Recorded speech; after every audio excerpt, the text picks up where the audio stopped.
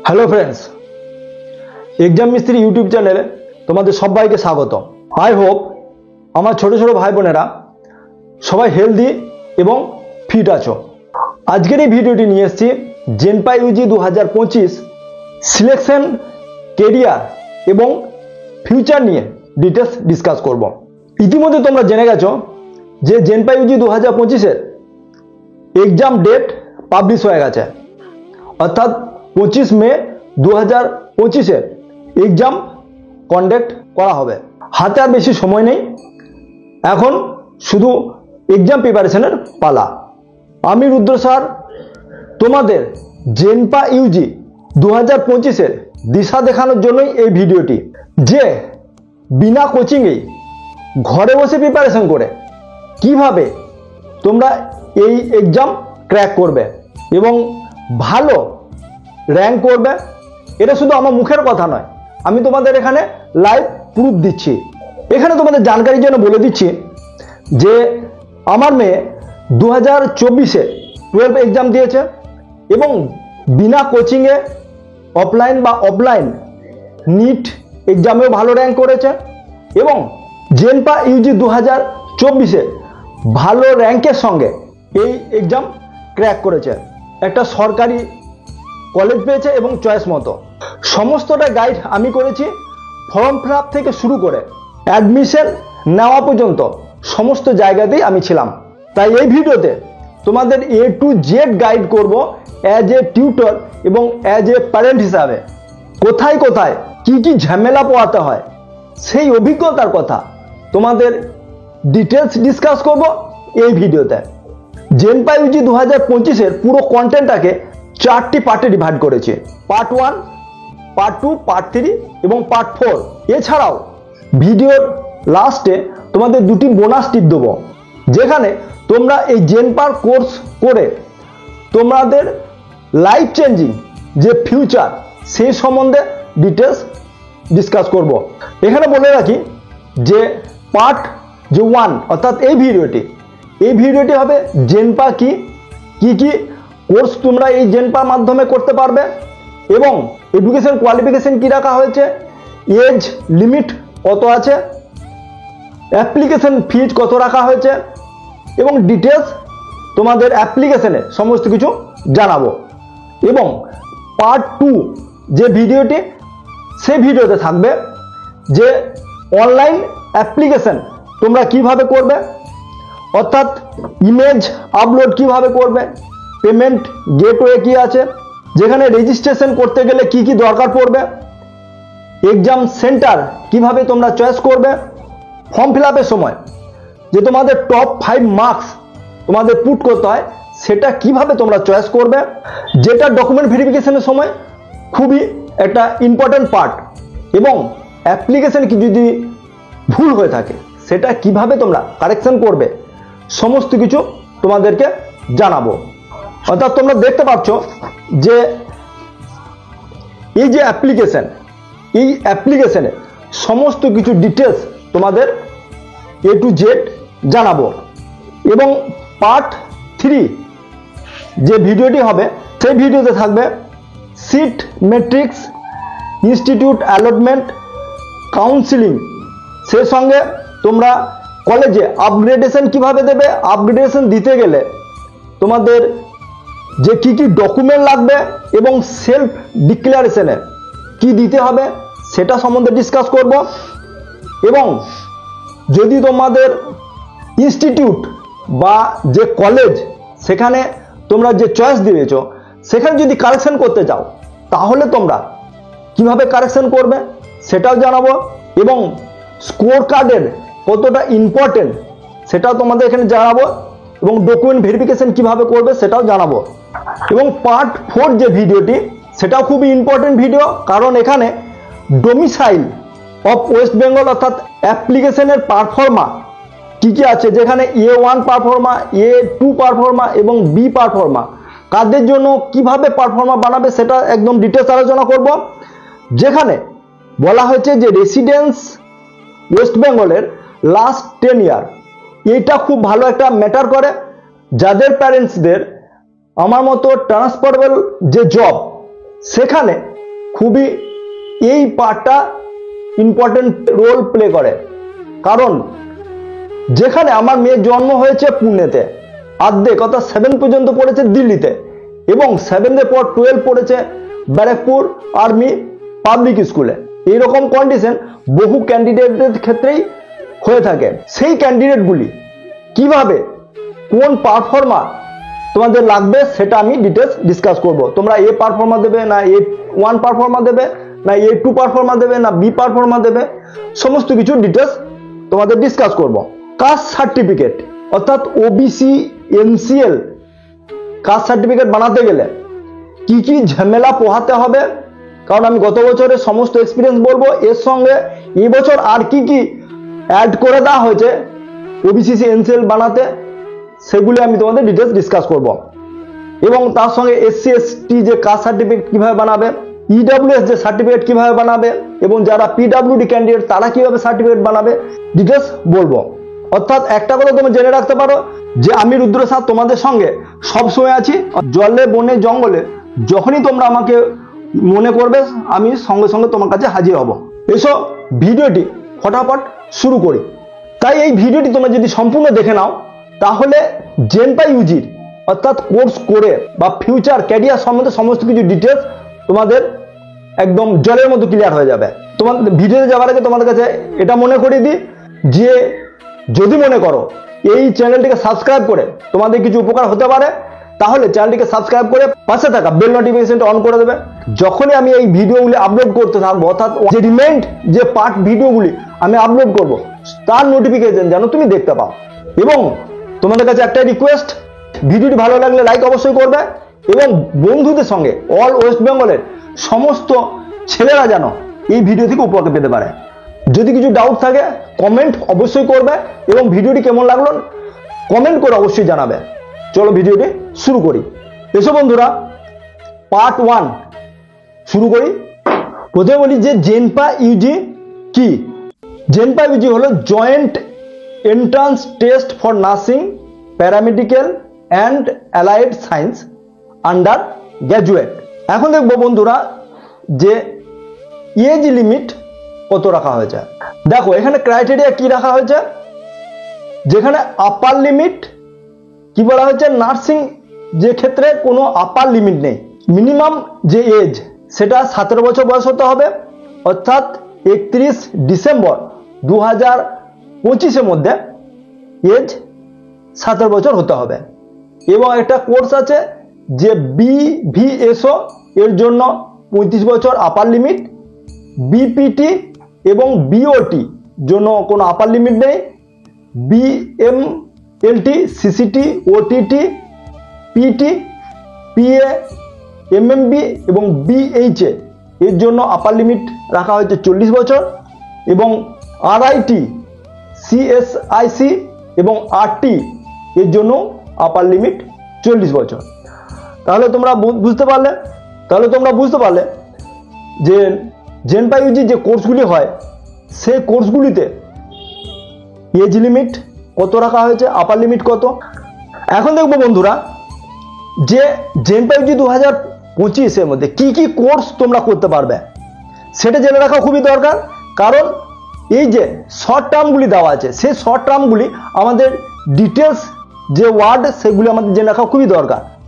দেখো এখানে বলা হয়েছে BSc নার্সিং ফার্স্ট যে কোর্স সেটা হচ্ছে BSc নার্সিং অর্থাৎ ব্যাচেলর অফ নার্সিং, BPT অর্থাৎ ব্যাচেলর অফ ফিজিওথেরাপি, BMLT অর্থাৎ bachelor of medical laboratory technology, CCT অর্থাৎ BSc CCT অর্থাৎ BSc critical care technology, OTT operation theatre technology, PT অর্থাৎ perfusion technology, PA physician assistant, BVSO অর্থাৎ bachelor of vision science and optometry, BMMB BSc in medical microbiology, BHA bachelor in hospital administration, BOT bachelor of occupational theory, RIT অর্থাৎ radio and image technique, CSIC অর্থাৎ bachelor of central sterilisation and infection control, RT respiratory therapy.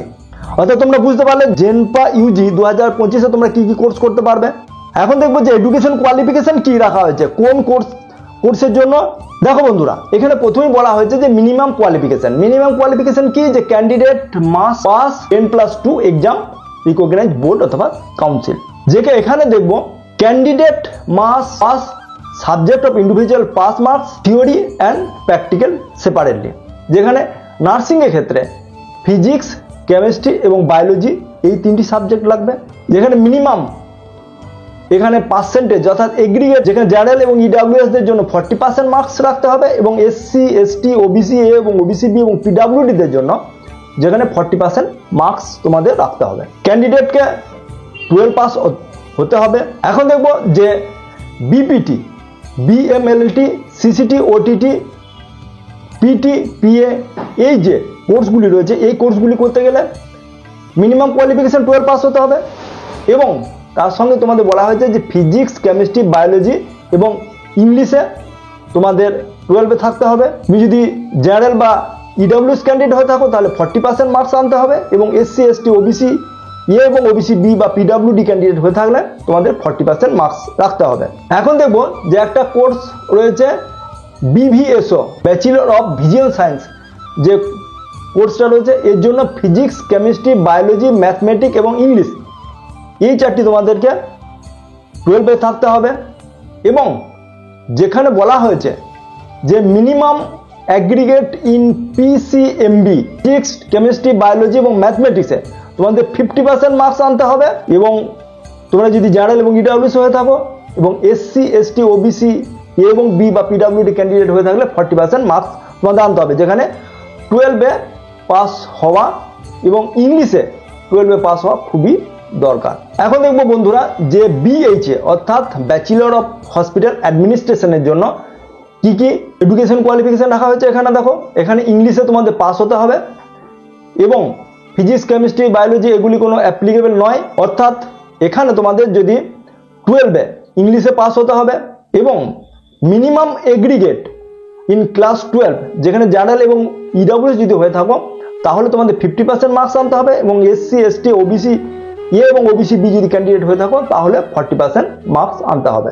এখানে দেখো BOT এই যে course আছে সেখানে 12 pass হতে হবে এবং তার সঙ্গে তোমাদের ফিজিক্স, কেমিস্ট্রি, বায়োলজি এবং ইংলিশ এই 4টি তোমাদের 12-এ থাকতে হবে এবং পাস হতে হবে, ইংলিশেও পাস হতে হবে এবং এখানে কোনো এগ্রিগেট মিনিমাম এগ্রিগেট মার্কস দেওয়া হয়নি। তোমরা শুধুমাত্র তোমাদের 12 পাস হলেই তোমরা যত পার্সেন্টই মার্কস পাও না কেন তোমরা এই BOT bachelor of operation therapy আছে সেটার জন্য তোমরা অ্যাপ্লাই করতে পারবে। তাহলে বন্ধুরা তোমরা বুঝতে পারলে যে কোন কোর্সের জন্য কি এডুকেশন কোয়ালিফিকেশন লাগবে, কোন কোন কোর্সের জন্য শুধুমাত্র সায়েন্স তোমাদের থাকতে হবে, যেখানে বায়ো সায়েন্স বা পিওর সায়েন্স অর্থাৎ ম্যাথও থাকতে হবে, ইংলিশ পাস করতে হবে, বা কোন কোন কোর্সের জন্য শুধুমাত্র তোমাদেরকে 12 পাস হলে চলবে। বললাম তোমাদের একটা ক্লিয়ার ধারণা তোমাদের মাথার মধ্যে একটা ফিট হয়ে গেছে। এখন জানি রাখি একটা ধারণা হতে পারে যে মেল ফিমেল কোন কোন কোর্সের জন্য অ্যাপ্লাই করতে পারবে। একমাত্র যে কোর্সগুলি তোমাদের সঙ্গে আলোচনা করলাম এখানে বিএসসি নার্সিং এই যে কোর্স আছে সেখানে শুধুমাত্র ফিমেল ক্যান্ডিডেটই অ্যাপ্লাই করতে পারবে এবং বাকি যে কোর্সগুলি আছে সেখানে মেল ফিমেল উভয়ই অ্যাপ্লাই করতে পারবে। এখানে বলে রাখি যে বিএসসি নার্সিং এর জন্য অর্থাৎ গার্লস ক্যান্ডিডেটরাই শুধু সরকারি কলেজের জন্য অ্যাপ্লাই করতে পারবে এবং এখানে কিছু প্রাইভেট কলেজ রয়েছে যেখানে মেল ক্যান্ডিডেটও সিট আছে। তোমরা সেটা তোমাদের জানিয়ে দেবো যে কোন কোন প্রাইভেট ইনস্টিটিউট রয়েছে বা প্রাইভেট কলেজগুলি রয়েছে সেটা তোমাদের জানিয়ে দেবো এবং বাকি যে কোর্সগুলি রয়েছে সেখানে মেল ফিমেল উভয়ই তোমরা অ্যাপ্লাই করতে পারবে। এখন তোমাদের বোঝা গেল। এখন দেখবো এক্সাম প্যাটার্ন যেখানে দুটি পার্টে ডিভাইড করা হয়েছে, পার্ট পেপার 1 এবং পেপার 2। এখন দেখবো বন্ধুরা যে পেপার 1 যেটা কন্ডাক্ট করা হবে 11টা থেকে 12:30 পর্যন্ত অর্থাৎ 1.5 ঘন্টা। শুধুমাত্র বিএইচএ যে কোর্স আছে সেই কোর্স ছাড়া বাকি সমস্ত কোর্সের জন্য পেপার 1 কন্ডাক্ট করা হবে। বিএইচএ যে কোর্স আছে সেখানে তোমাদের 2টো থেকে 3:30 পর্যন্ত তোমাদের এক্সাম কন্ডাক্ট করা হবে, সেটা পেপার 2।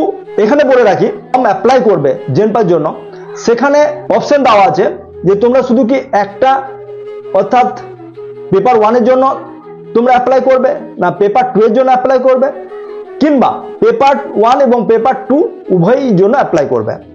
সেখানে অপশন দেওয়া আছে, সেখানে অপশনে তুমি ক্লিক করে তুমি পেপার 1 বা পেপার 2 তুমি চয়েস করে নিতে পারবে। এখানে জানিয়ে রাখি, পেপার 1 এবং পেপার 2 যে কোনো যদি একটা তুমি এক্সাম চয়েস করো, তোমাদেরকে অ্যাপ্লিকেশন ফি দিতে হবে 500 টাকা। তুমি যদি ইউআর এবং ইডব্লিউএস ক্যান্ডিডেট হয়ে থাকো এবং এসসি এসটি ওবিসিডি হয়ে থাকো, তাহলে তোমাদের 400 টাকা এক্সাম ফি লাগবে। এবং তার সঙ্গে বলে দিই, তাহলে তোমরা উভয়ই তোমরা এক্সাম বসতে পারো। সেখানে যদি তোমাদের উভয়ই তোমরা যদি চয়েস করো, সেখানে 800 টাকা তোমাদের এক্সাম ফি লাগবে যদি ইউআর এবং ইডব্লিউএস ক্যান্ডিডেট হয়ে থাকো। এবং যদি এসসি এসটি এবং ওবিসি এবং পিডব্লিউ ক্যান্ডিডেট হয়ে থাকো, তাহলে সেখানে তোমাদের 650 টাকা এক্সাম ফি লাগবে। এখন দেখে নি বন্ধুরা যে এক্সাম প্যাটার্ন সেটা কিরকম আছে। দেখো এখানে কি বলা হয়েছে যে subject category 1, category 2, total number of question এবং টোটাল মার্কস। যেখানে ক্যাটাগরি 1-এ প্রত্যেক কোশ্চেন 1 মার্কসে হবে এবং 1/4 নেগেটিভ মার্কস থাকবে ভুল অ্যান্সারের জন্য। এবং ক্যাটাগরি 2-তে সমস্ত কোশ্চেন 2 মার্কসের হবে, যেখানে কোনো নেগেটিভ মার্কস থাকবে না। এখন দেখো বন্ধুরা যে সাবজেক্ট কি কি থাকবে। যেখানে ফিজিক্স ক্যাটাগরি 1-এ 15টি কোশ্চেন থাকবে এবং ক্যাটাগরি 2-তে 5টি কোশ্চেন থাকবে।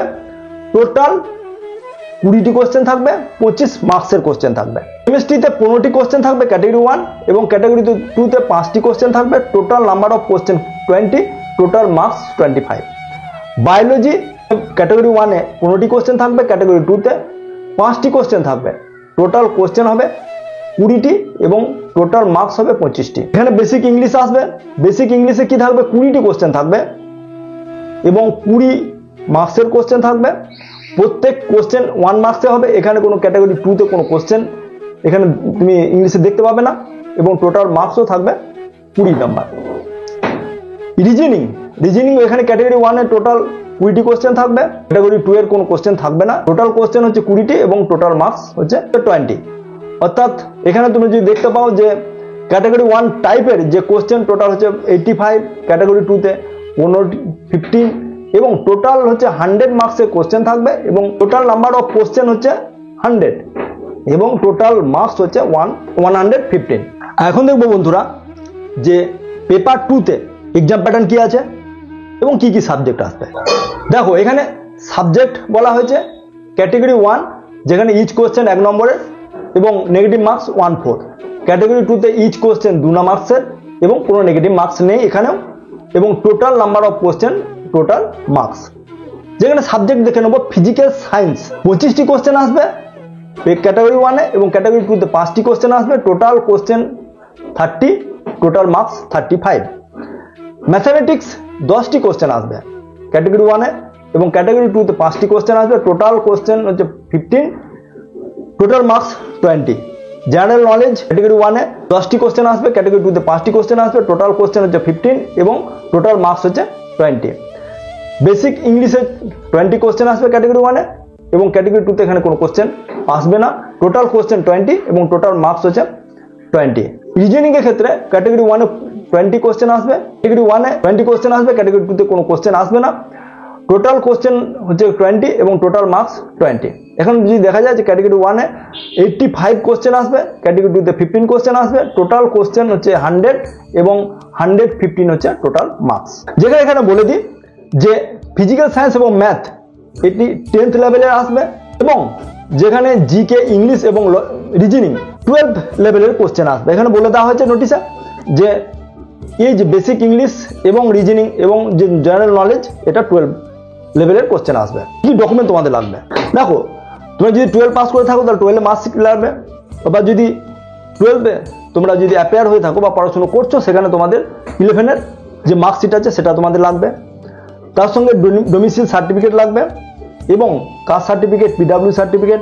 সবার আগে আমাদের ইন্ডিয়ান হতে হবে এবং ওয়েস্ট বেঙ্গলের রেসিডেন্ট হতে হবে। যেটা বোনাস টিপ কি ছিল, দেখো বোনাস টিপ হচ্ছে যে তোমরা যারা নিট এক্সাম দিয়েছিলে বা নিটে ভালো র্যাঙ্ক করতে পারোনি, কোনো কারণে হতে পারে, যে তাদের জন্য আর ভালো ভালো কি কোর্স তোমরা করতে পারবে সেটা একটা ভিডিও আমি ডিসকাস করব এবং তার সঙ্গে বোনাস একটা ভিডিও আনবো যেটা তোমরা জেনপা ইউজি কোর্স কমপ্লিট করে নেওয়ার পর তোমরা যাদের স্বপ্ন থাকে যে এটা বিদেশ যাত্রা কিভাবে করবে বা এই প্রফেশনটাকে বিদেশে কিভাবে তোমরা আরো ফুলে ফলে বাড়াবে, সেই বিষয়ে ডিটেলস ভিডিও আনবো, যেটার উপর আমি এখন কাজ করছি। এবং তার সঙ্গে বলে দিই, আমি আপলোড করব তুমি কি কি বই পড়বে এবং তোমাদের ইংলিশ এবং যে রিজনিং এর ক্লাস সম্পূর্ণ তোমাদের ফ্রিতে এই চ্যানেলে প্রোভাইড করব।